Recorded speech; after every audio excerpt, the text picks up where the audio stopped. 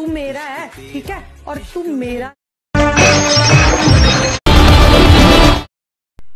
अस्सलाम वालेकुम ګرانو مینوالو زه فیضان ګلستان یو ځل بیا حاضر ما دوستانو زما چې کوم نننی هغه ټاپک دی هغه د نیلم ګل په باره کې دی. نیلم ګل چې دی نو په سټارټینګ کې تاسو د ورکوټي شانتي کلیپ هم صحیح کړو. دا نیلم ګل چې دی نو په خپل ټیک ټاک آی ډي باندې د مراد او د خپل هغه زړه ویډیو شیر کړی وه. نو دوستانو تاسو دا ویډیو صحیح کړه د شیر کولو مقصد څه دی، د څه دپاره چې دی نو دا ویډیو شیر کړی وه.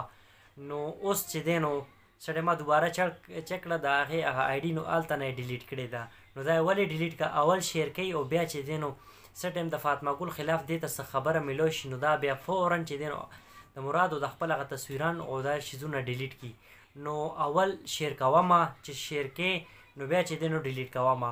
ولې چې دونه بهادر یې دونه باتوره یې نو بیا ډیلیټ کوه خو مه که نه، دا خو د بزدلانو کار کې اول شیر کې او بیا چې دی نو او د شیر کولو مقصد صرف او صرف دا ده چې دا مراد ته اوس هم خپل ځان ښیي چې زه تا سره مینه محبت کومه.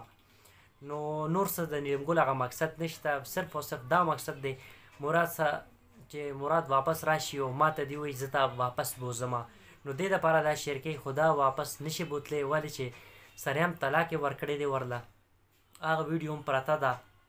دا چې وایي چې ثبوت نشته طلاق خو نه دی راکړی، مراد په خپله چې دی نو خبرې کړې دي او طلاق یې وله ورکړی. ما مخکې هغه ویډیو شیر کړی وه خپلو دوستانو ته، تاسو ته مې ښولې وه چې دا وګورئ دا ثبوت دی.